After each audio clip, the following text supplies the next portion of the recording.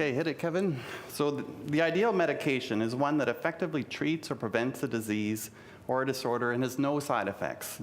And I always want to believe that I'm giving my kids the ideal medication whenever I need to give them a medicine. However, the reality is that we all respond differently to medications, and there's really no such thing as the ideal medication. In some cases, this can really have severe consequences. As an example, several years ago, a young patient presented at BC Children's Hospital and was diagnosed with a type of cancer that required treatment with a chemotherapy drug called doxorubicin. This is a highly effective treatment that's given to more than half of all patients being treated with cancer today. But during treatment, while visiting the hospital for the routine CT scan, the patient began feeling unwell and went into sudden heart failure. The patient was intubated and rushed to the ICU and placed on a heart-lung machine called ECMO for about 3 weeks. However, the heart had been permanently damaged by this doxorubicin medication, and a year later, the patient had to undergo a heart transplant. Today, the patient is well and in remission from their cancer, but the costs of the healthcare system were enormous, and I can't imagine the stresses placed on the patient and their family. So this patient suffered what is called an adverse drug reaction, in this case to the doxorubicin. As I said, this is a life-saving drug, but up to 10% of people, it causes permanent heart damage. Overall, 66% of childhood cancer survivors will have a long-term side effect from their cancer treatment.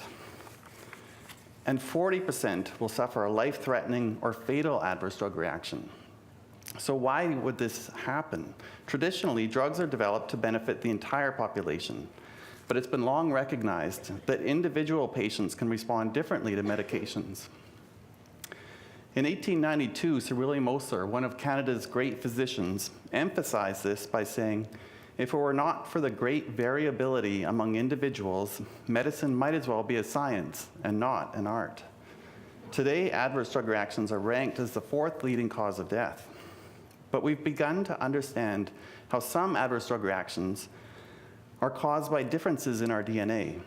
Like the strands of DNA shown inside this cell, our cells each contain 2 copies of our DNA, one from our mother and one from our father, and each copy of this DNA consists of a long sequence of 3 billion nucleotides.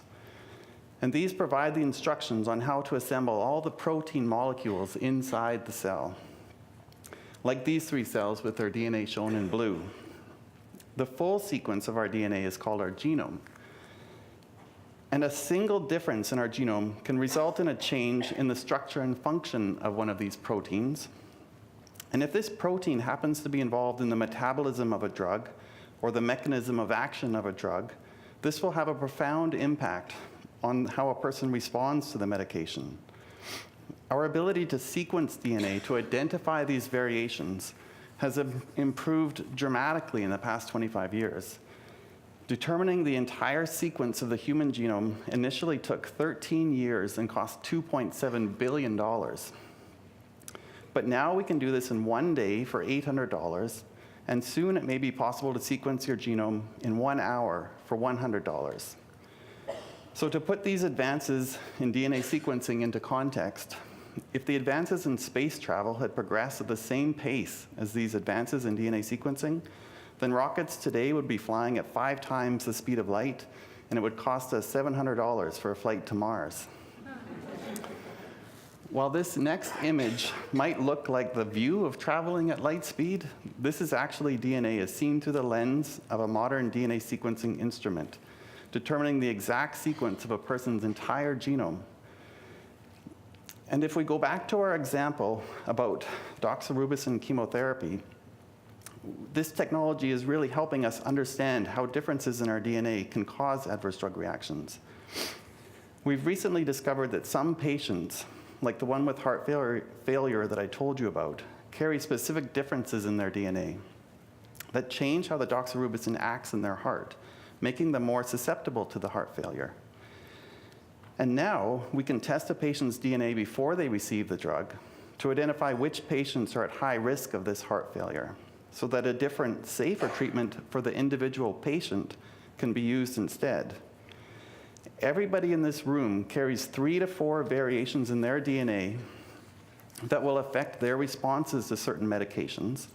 And 1 in 4 people in this room have variations in their DNA that we know would cause a potentially fatal adverse drug reaction. But importantly, this is really just scratching the surface because the genetic factors of most adverse drug reactions are not yet known. Currently, there's a few medications where an individual's DNA is used to help guide treatment, but research is really underway to improve this. As Stephen mentioned, I'm working on a project with an amazing group of researchers and clinicians from across Canada and internationally that's focused on trying to discover the genetic factors of some of the most common and severe adverse drug reactions in the treatment of cancer and other diseases. And through this project, we will be providing screening tests for patients across Canada that help clinicians determine which drug is safest for their individual patient. So what do my hopes for healthcare look like in practice? Well, as a baby, this might prevent an adverse reaction to an antibiotic that would have caused permanent hearing loss. And at age 10, a child could be saved from spending 3 weeks in the ICU and needing a heart transplant, and allowing them instead just to be a kid and have fun with their friends. At age 50, this might prevent an adverse reaction that would have caused a skin rash covering the entire body that's equivalent to 3rd-degree burns. So my hopes for the future of healthcare are that we use the DNA of the individual patient to help guide more effective and safer treatment options so that no one is harmed by the medications they have to take. Thanks very much.